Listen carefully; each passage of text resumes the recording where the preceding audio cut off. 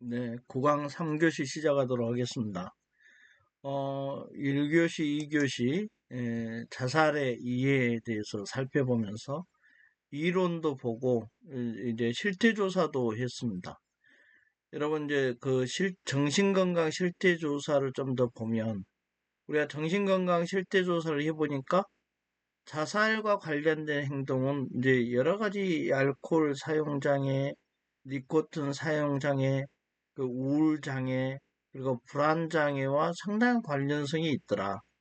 결국은 병적 상태에서 여러 가지 질환을 거쳐서 장애까지 되는 이런 과정을 통해서 이런 어떤 알코올 사용 장애, 이런 장애들과 상당한 관련성이 있더라.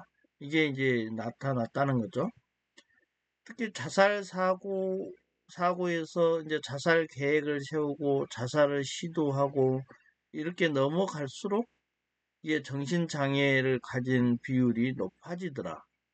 특히 자살 계획을 했던 대상자의 약 83%가 보통 알코올 사용장애, 니코틴 사용장애, 우울장애, 불안장애 중에서 하나를 가지고 있더라. 이렇게 드러났다는 거죠. 조사를 해보니까. 그리고 이제 또 구체적으로 보면 평생 자살 사고를 가졌다는 거죠. 자살 계획까지 세웠고, 자살을 시도한 사람 중에서 특히 이제 정신장애 중에서도 우울장애하고 관련해서, 자살 사고를 한 게 35.4%, 자살 계획까지 한 게 60.1%, 자살을 시도하는 게 52%, 굉장히 높죠. 가장 높았다는 거죠. 우울장애가. 우리가 우울장애 등 심리적 장애 외에도 신체적 장애나 질병과도 관련이 있다고 이렇게 얘기는 했죠. 우리가 이제 청소년 자살과 관련해서 그 특징을 한번 보면, 자살의 실태조사 현황에서 알 수 있듯이 한국 청소년 자살은 사망 원인이 1위입니다. 아주 심각하죠. 한국 청소년 자살은 청소년 사망 원인 중에서 1위라는 거죠. 이거 상당히 심각한 수준이라는 거고. 이렇게 한국 청소년의 자살의 주요 원인을 살펴보면 역시 학업과 진학의 문제가 크다. 대학 입시라는 것에 매몰되어 있는 경우가 많고, 그래서 한국 청소년의 자살의 주요 원인이 학업과 진학 문제로 인한, 정확하게 말하면 이러한 학업과 진학 문제에 의한 스트레스죠.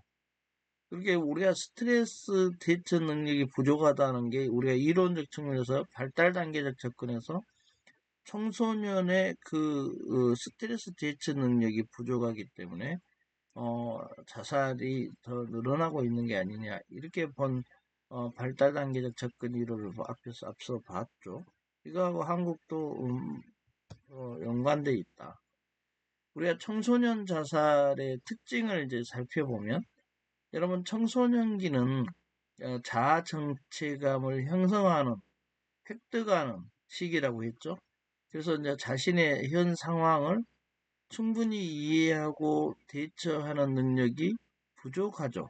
이때는 이걸 획득해 가는 과정에 있기 때문에 자아 정체감, 정체성, 이거에 대해서도 혼란이 있는 시기이기도 하기 때문에 대처하는 게 상당히 부족하다. 그런 능력이. 그리고 또 청소년기에는 상당히 이제 충동성이 더 강하죠. 우리가 이제 강렬한 충동성을 가지고 있고, 성인에 비해서 그래서 우울 대처 능력이 부족하죠. 그리고 현 상황을 해결하기 위한 수단으로서 자살을 선택하는 경우가 있다. 그것이 충동적으로 그렇다는 겁니다.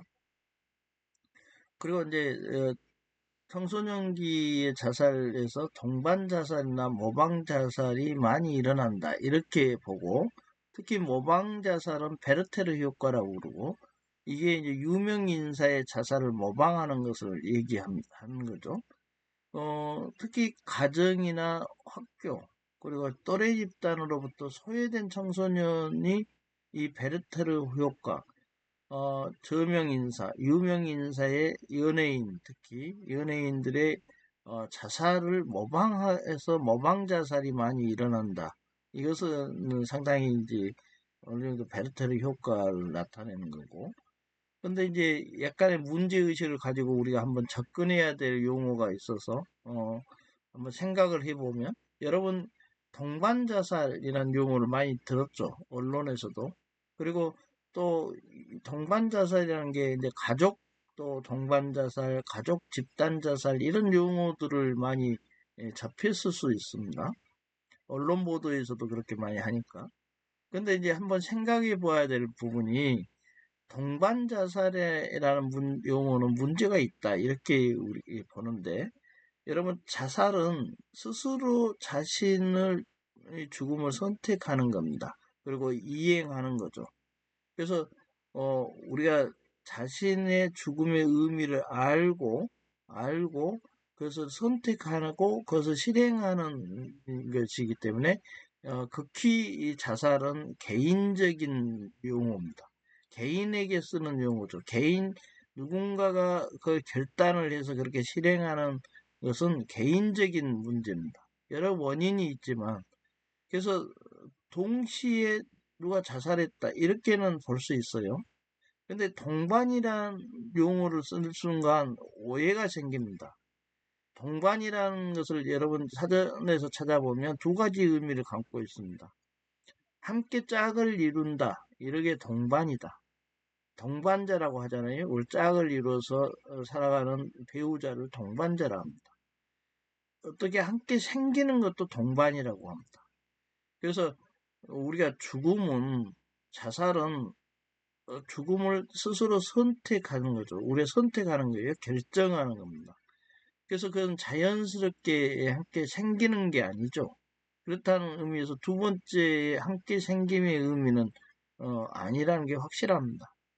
그렇다면 함께 짝을 이룬다, 이런 의미에서 동반자살을 쓸 수 있다, 이렇게 볼 수도 있어요.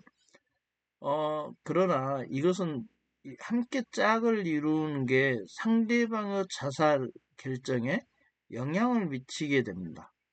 짝을 이룬다면, 짝을 이뤘다면, 그렇다면 그것은 법적으로는 교사범이나 방조범이 있습니다. 자살 교사죄, 자살 방조죄라는 게 있어요. 그래서 짝을 이루어서 함께 사망하게 될 경우에는 한 명이 한 명한테 영향을 미치죠. 그럴 때 그것을 교사범 내지 방조범으로 우리가 일종의 다루어야 되고, 만약에 사망했어요.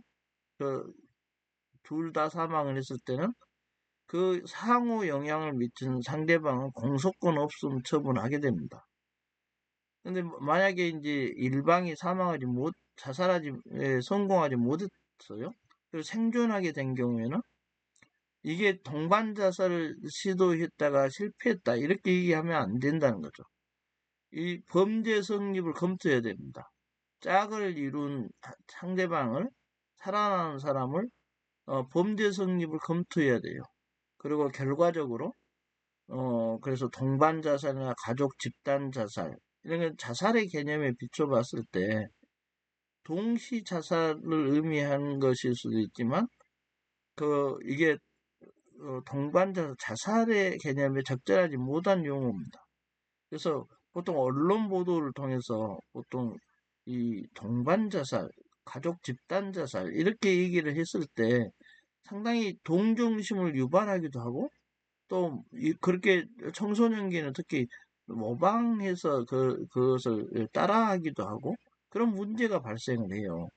그래서 동반자살이나 가족 집단자살 등 용어 사용을 상당히 하지 않아야 됩니다. 그리고 이 동반자살이나 가족 집단자살이나 이런 것들은 하나의 범죄로서 바라봐야 됩니다.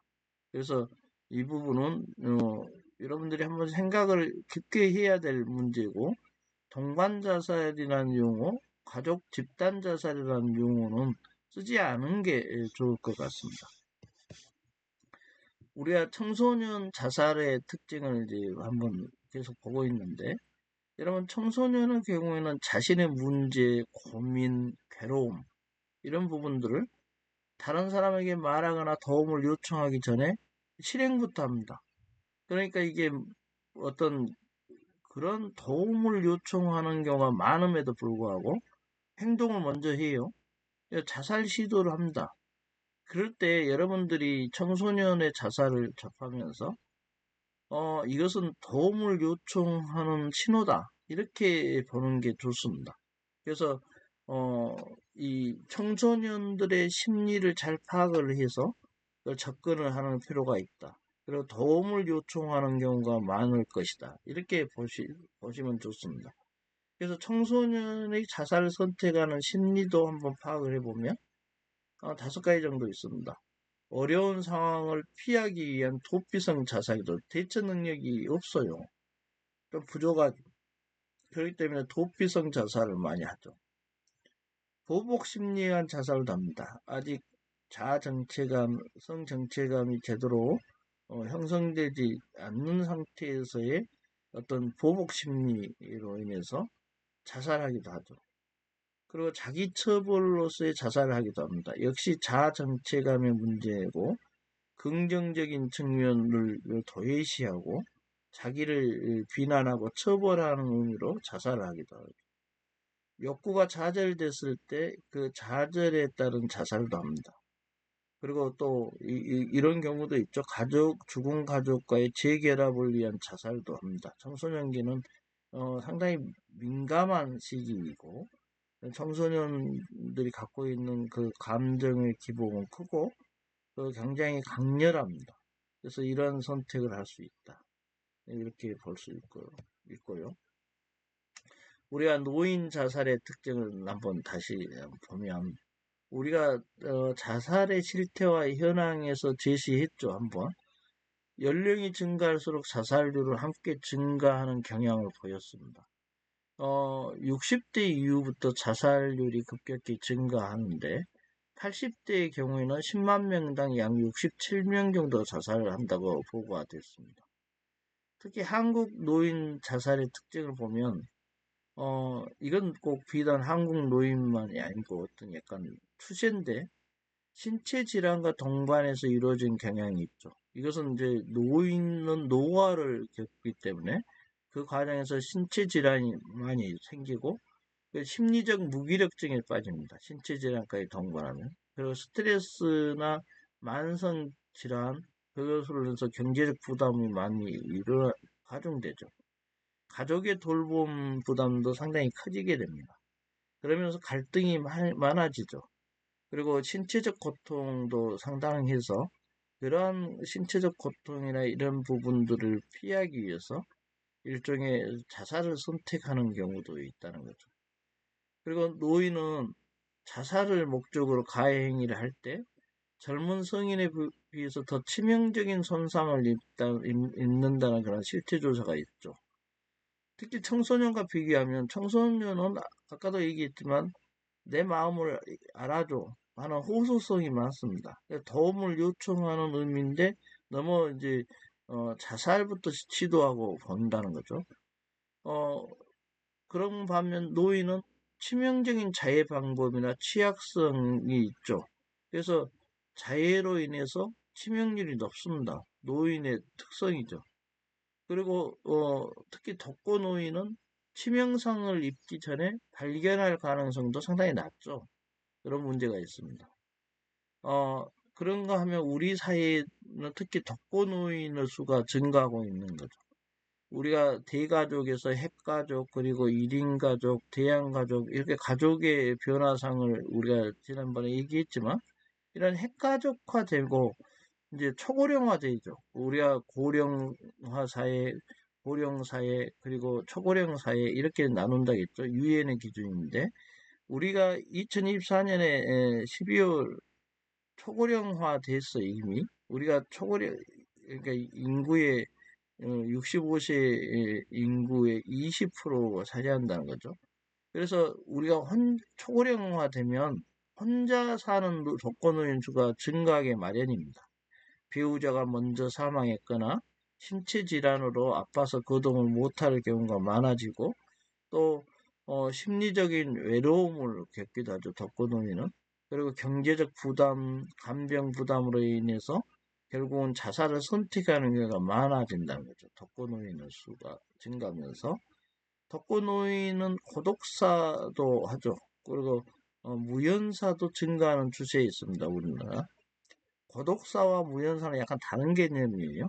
고독사는 한 3일간 발견이 안 되는 이제 혼자 살면서 약간 아니면 떨어져 있거나 그런 과정에서 고독사가 일어나기도 하고 무연사는 일종의 심지어 그 일본의 경우를 이렇게 보면 무연사는 어떤 그 친족이 없거나 그런 거 아니에요. 나이가 너무 고령화, 초고령화 되면 떨어져 사는데 같이 이렇게 활동할 수 없을 정도로 고령화돼서 서로 간에 연락을 하는데 결국은 장례를 치를 수 없는 상황이 되기도 하고 또 그런가 하면 1인 가구 독거노인이 계속 있다 보니까 결국은 그 장례를 치를 수 있는 이렇게 이해관계자들이 없다는 겁니다.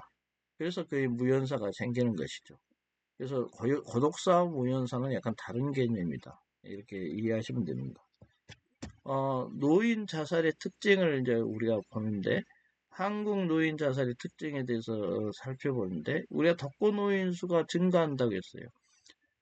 배우자와 갑자기 이제 사별하게 되죠. 보통 초고령화 되기 때문에 100세 시대가 되면 계속 그 노인의 연령이 높아지기 때문에 배우자가 일방이 사망하는 경우에는 노인이 혼자 살게 남게 되고, 남자 노인의 자살 위험도는 사별 후 6개월 이내에 가장 높더라, 이렇게 이제 보는데, 그런 이제, 통계 추세가 있다는 거죠.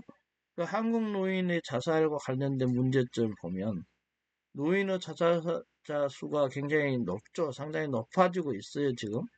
그런데 청소년 그리고 청년층 최근 중년층 40대도 사망 원인이 자살이 높아지고 있다 보니까 여기에 이제 그 우리가 상당히 그 관심에 초점을 맞추고 노인은 상대적으로 성공적인 노화라는 개념을 제쳐두고 죽음에 가까운 존재야 이렇게 보고 잘못된 인식을 한다는 거죠. 우리가 어떻습니까? 죽음에 이르는 과정을 보면 늙어서 죽는 것이 아니고 병들어서 죽는 거잖아요. 결국은. 근데 그 성공적인 노화를 우리가 목표로 해야 됩니다. 노인은. 그래서 죽음에 가깝긴 하지만 그게 이제 전부가 아니죠. 그래서 잘못된 인식을 좀 바꿔야 된다. 이런 부분도 있고. 그래서 노인 자살의 문제를 상당히 이제 이 청소년과 중년층, 청년층의 자살보다 좀 노인 자살의 문제를 간과한 측면이 있다. 근데 이제 어떻습니까? 한국이 초고령 사회가 되고, 초고령 사회가 진입을 이미 했고, 또 100세 시대라 해서 노인이, 이들이 오래 이렇게 살면서 결국은 노인의 빈곤의 문제도 있고, 그다음 노인 자살의 문제도 있습니다, 여러분. 그래서 노인 자살의 문제를 여러분들이 한번 더 관심을 두고 심각하게 다룰 필요가 있다. 이게 한국 사회에 굉장히 큰 문제로 부각하고 있는 지금 추세입니다. 이런 추세를 여러분들이 살펴야 됩니다. 우리가 자살이라는 것을 계속 보고 있고, 결국 이제 자살의 예방과 개입이라는 이제 파트로 넘어가고 있습니다. 여러분, 자살은 예방이 중요한 거죠. 그러기 위한 정책과 서비스를 우리가 생각하지 않을 수 없는데, 항상 이런 정책과 서비스는 국가 단위, 정부에서 시작을 해야죠. 보건복지부나 이런 정부를 중심으로 해서 2004년도에 제1차 국가자살 예방 5개년 기본계획 및 세부 추진계획을 수립했습니다. 2004년부터요. 2008년도는 2차 추진계획을 수립하고 특히 민간중심 자살 예방 대책추진위원회를 구성했습니다. 2011년도에는 각종 사회병리 현상의 해소를 위한 건강한 사회 만들기에 과제가 부여했고 우리는 사회를 건강하게 만들어야 된다. 이런 중에 하나가 자살 없는 사회를 만들자. 이게 이제 하나를 추진했다는 겁니다.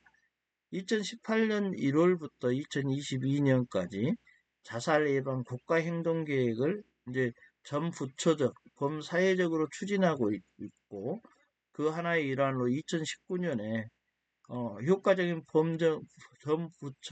범부처 정책 대응을 위해서 자살 예방 정책위원회라는 것을 신설했습니다. 우리가 이제 자살 예방을 위한 정책 및 서비스 이 파트를 보고 있는데, 내가 얘기를 했죠. 우리가 이 것이 정책은 결국 어떤 현상을 우리가 예방하기 위해서 어떤 그 프로그램을 만드는 게 정책인데, 어떤 정책을 세우잖아요. 항상 이 사고는 거의 패턴화에 서 여러분 또 이렇게 정리해 놔야 됩니다. 어떤 정책을 만들잖아요. 그러면 그 정책을 뒷받침할 입법 법률이 있어야 됩니다. 왜 그러냐면 법치 행정이니까. 어, 정책을 있는데 법이 없다. 그러면 이제 집행을 못 하죠. 정책을 만들고 법을 만들고 그 법을 가지고 법치 행정을 해야 합니다. 행정이라는 개념을 쉽게 이해하면 여러분 우체부나 다름없다고 생각합니다. 공무원이 아니면 어떤 행정 집단이 전달을 해줘야 돼요. 그러니까 정책을 만들고 법률을 만들어서 예산도 하고 서비스를 일종의 제공하고 지지하는, 지원하는 그런 법률을 만들었는데 그것을 전달해서 클라이언트, 일종의 요구자한테 보내주지 못하면 안 되잖아요. 우체부를 통해서 편지를 전달하지 않으면 안 되잖아요. 전달 체계다. 그 말이죠. 행정은 곧 전달 체계입니다. 어떤 것을 관리하는 거죠. 정책을, 법률을 가지고 행정을 하는 겁니다. 그래서 정책, 법률, 행정은 이렇게 하나의 단위로 구성되어 있는 거고, 이런 접근법, 로드맵을 여러분도 가지고 있어야 됩니다. 정부가 추진한 자살 예방 정책을 마련하죠. 중앙자살예방센터 이렇게 위에서부터 내려올 수 있죠. 광역정신보건센터 그리고 지역 단위에서 정신보건센터가 있죠. 이것을 자살 예방 서비스 전달 체계를 이렇게 구축해 내려와야 되죠. 전달해야 되니까. 그래서 서비스를 마련하면 전달을 하는 이 전달 체계를 구축하게 됩니다. 중앙, 광역, 지방 이렇게. 그러니까 한국형 표준 자살 예방 교육 프로그램도 만들겠죠. 이 프로그램은 서비스의 묶음을 프로그램이라고 하고 미리 만들어 놓은 것을 프로그램이라고 합니다. 그래서 이러한 자살 예방 콘텐츠를 개발하기도 하고 2011년도에는 자살 예방 및 생명 존중 문화 조성을 위한 법률 제정했잖아요. 이 용어 길기는 하지만 결국은 예방의 포커스를 만들고 생명의 포커스를 두고서 그런 문화 조성을 위한 법률을 제정한 겁니다. 그래서 자살 예방을 위한 법적 기반을 마련했죠. 그러니까 정책을 고민하고 법률을 만들고 이런 겁니다. 그래서 2018년 이제 자살 예방 국가 행동 계획에서는 지역 맞춤형 근거 기반 정책을 추진하면서 지원하고 있죠. 결국은 지역 단위에서 지역에 맞춤형 어떤 자살을 지역사회에서 고위험군을 발굴하고 그리고 연계해서 이 연계 체제에서 지역 단위에서 문제를 해결하자 이런 취지가 있는 겁니다. 그리고 정신건강 사례관리 시스템을 구축을 해서 우리가 사례관리다. 그러면 고위험군에 대해서 하나의 그 클라이언트를 적극적으로 개입하는 거죠. 그리고 자살 위험을 제거하는 방안도 마련해서 그 고위험군에 해당되는 어떤 그 클라이언트한테 다양한 심리 지원 서비스를 제공한다. 이게 사례 관리입니다. 사례 관리는 추적을 해가면서 계속 그 대처 방안을 마련하고 변화상을 보면서 어떤 서비스가 중복되거나 누락되지 않도록 관리하는 겁니다. 그래서 사례 관리라고 하고 여러분 또 사회복지사 겸 정신건강 복지사 겸 사례관리사가 되는 거죠. 이 사례관리사를 한마디로 말하면 마당발이 돼야 되는 거죠. 하나의 클라이언트를 대상으로 하더라도 그 사람의 이력을 계속 관리하면서 뭐가 부족하고 뭐가 중복됐는지, 그리고 계속적인 방식은 어떤 방식으로 대처해야 되는지, 다양한 자원들을 어떻게 끌고 와야 되는지, 그것을 하는 사람을 사례관리사라고 합니다. 그래서 여러분들도 그런 다양한 자원들을 끌어들일 수 있고, 그거에 대해서 정보를 알고 대처해 나가는 그러한 이제 사례관리사가 돼야 됩니다. 자살 예방을 위한 정책 및 서비스를 우리가 보고 있는데, 여러 기관별 협력 체계를 구축해야 되겠죠. 그래서 2019년에 이제 신설했다고 했죠. 자살 예방 정책위원회를. 이래서 현재 12개 부처고 그리고 그 전문가가 참석하고, 여기서부터 시작했죠. 문제가 하나 있는데, 인력 확충하고 지자체 예산을 확보하는 게 하나의 우리 문제죠. 경찰 지구대, 인근 정신건강증진센터, 정신건강 전문가, 어떤 사건이 일어나면 함께 사건에 개입하게 됩니다. 근데 지금 현재 사후 관리가 잘 안 되고 있죠. 그 이유가 시군구 단위로 한 명이 자살 예방 전담 인력이 있다고 그럽니다. 그래서 이 자살 예방 전담 인력도 다른 정신보건 업무에 이게 업무를 해야 되기 위해서 자살 업무는 25에서 30%만 투입이 된 문제가 있죠. 자살 관련 기관의 인력을 확충해서 자살의 재발 가능성을 차단하고 체계적으로 접근할 필요성이 있다. 아까 사례관리사처럼요. 그래서 이게 자살 예방 전담 인력을 좀 더 늘려야 된다. 이런 부분인데, 우리가 OECD에 2.3배라고 얘기를 했잖아요. 그리고 이제 각종 법제도도 정비하고 강화할 필요가 있다. 부모와 참여를 의무화하고, 부모나 본인의 동의가 없어도 전문가가 위기 개입을 할 수 있도록 법적 제도적 대책을 마련하고, 보건교육에 대한 생명 존중, 자살 예방과 관련된 교육 내용을 항상 교과 과정에 넣으라고 했죠. 이게 따로따로 교육을 하는 측면이 있어요. 그래서 그리고 또 일반인 중에 고위험군 중장년층에 대한 다양한 이제 자살 예방 정책도 개발할 필요가 있다. 특히 40대가 지금 자살이 늘어나고 있는 추세니까요. 그래서 이 각종 법제도와 정비하고 강화할 필요성이 있다는 거고요.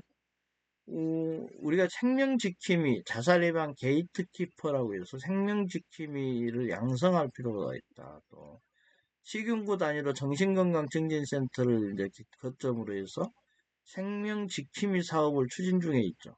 그래서 전문 인력을 양성하는 게 중요한데, 정신과 전문의, 간호사, 약사와 같은 우울 증상을 자주 접하는 인력이 있고, 위기 상황에서 다양한 사회복지 서비스, 심리 상담을 제공할 수 있는 사회복지사들을 대상으로 해서 전문적으로 체계적인 교육과 훈련을 시키는 거죠.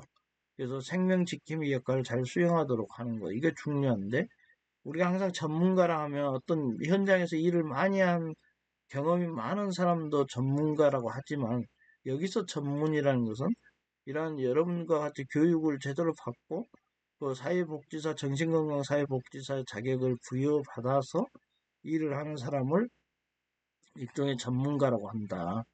그래서 그러한 사람들을 더 많이 양성할 필요가 있다. 언론의 자살 보도 개선도 중요하다고 했죠.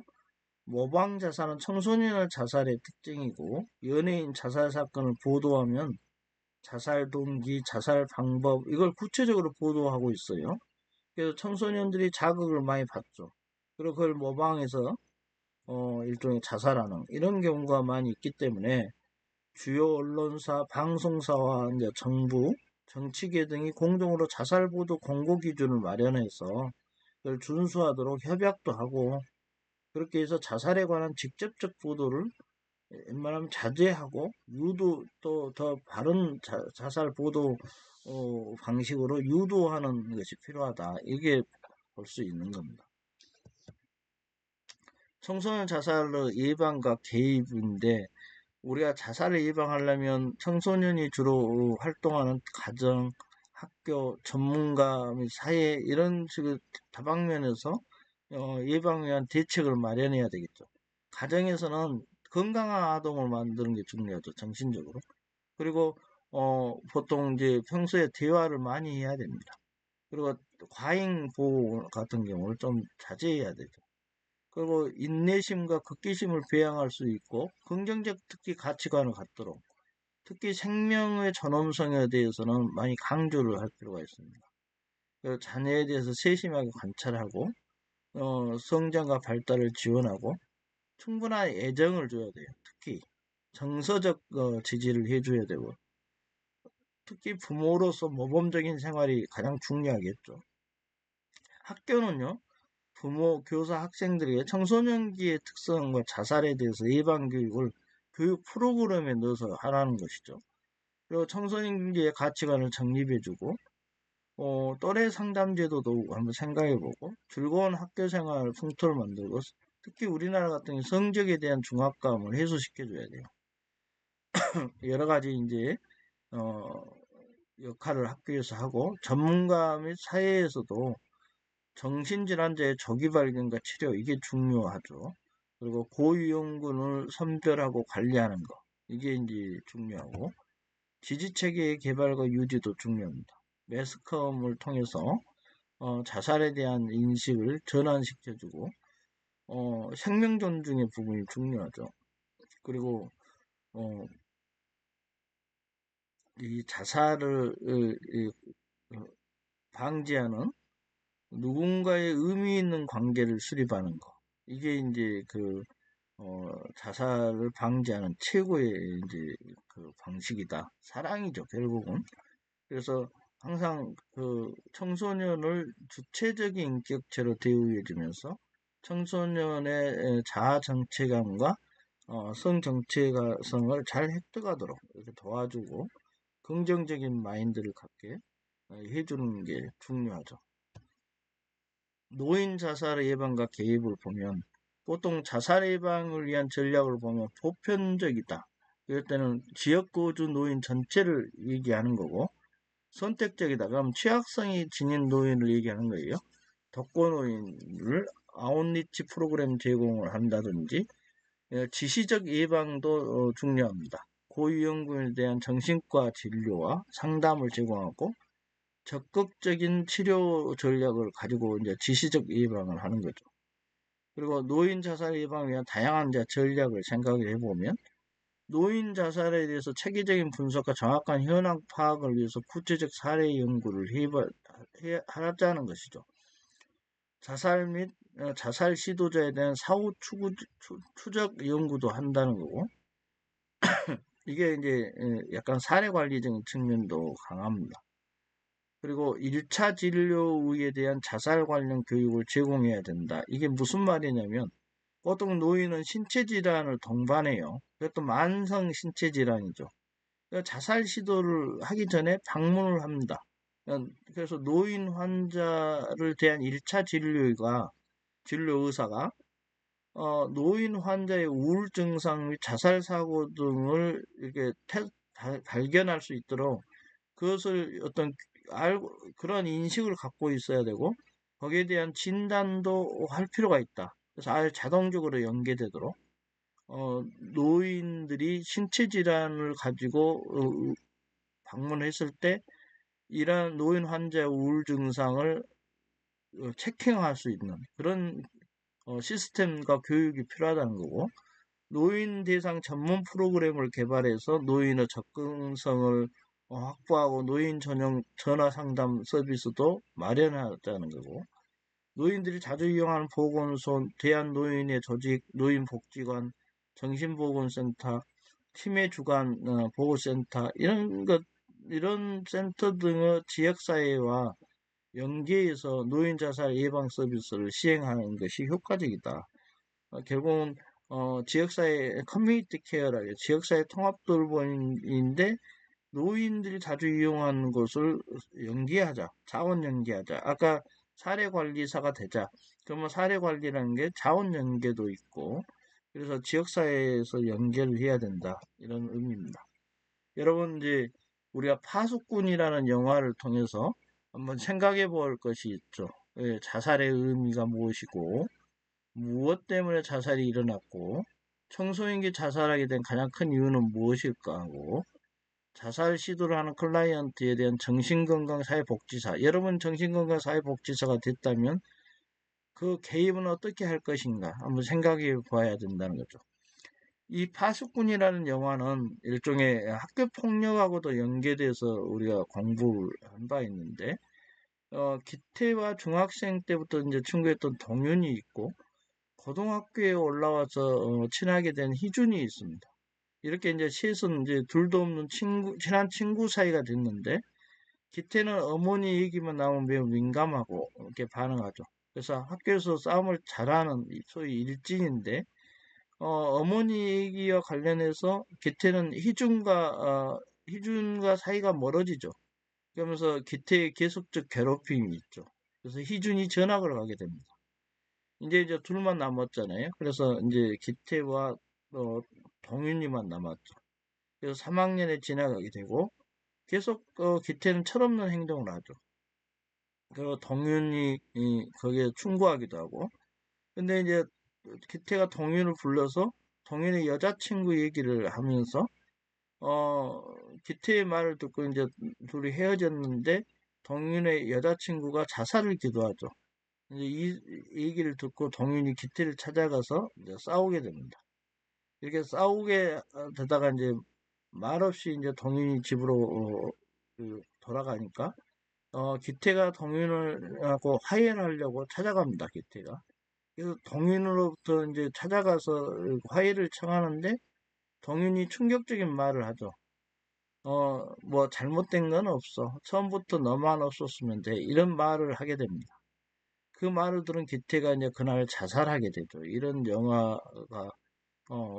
영화인데 결국은 이 영화 속에서 우리가 알 수 있는 것은 일진인 폭력을 행사하는 기태 그럼에도 불구하고 이제 친구라는 이제 희준 그리고 동윤 이 사이에 이 또래 집단 사이에 이 우정이라는 게 상당히 피상적이라는 걸 알 수 있죠. 진정한 친구, 친한 친구 사이다. 친구란 무엇인가를 생각해 볼 수 있는 거죠. 어떤 친구라는 또래 집단의 친구라는 것을 맺고 살지만 결국 진정으로 자기가 자아 정체감을 제대로 형성하지 않는 상황에서의 친구, 이 친구라고는 생각을 한 거죠. 그리고 또 친구 간의 의사소통도 제대로 이루어지지 않은 거죠. 그러면서 이제 친구라는 어떤 인식은 같이 했다가 결국 그것이 쉽게 깨지는 거죠. 처음부터 친구가 아니었다 이런 말 들을 때 상당히 이제 그 소외감을 느꼈고 결국은 폭력의 방식으로 어떤 그 관계를 맺어왔던 결국 인간관계의 문제 이런 부분도 그 제대로 이제 형성이 되지 않는 상황이죠.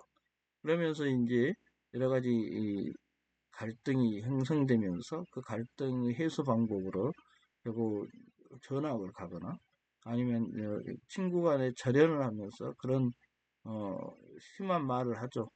그러면서 거기에 또 성격이 급했던 일종의 폭력성을 갖던 기태는 그날 자살을 하게 되는 것이죠.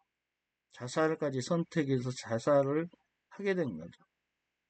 이런 거 보면서 서로 간에 이제 그 의사소통에 제대로 하지 못했던 부분, 인간관계를 제대로 배우가지 못하는 부분, 또 자신의 그 고통을 일종의 슬기롭게 해소하지 못하는 부분, 여러 가지 부분이 작동하고 있는 거고, 친구 간의 그 소외, 이게 이제 친구란 어떤 그 우정의 부분이 제대로 형성되지 못한 상태에서의 갈등, 이런 부분들이 이제 자살로 이어진 그런 사건, 파수꾼의 얘기입니다.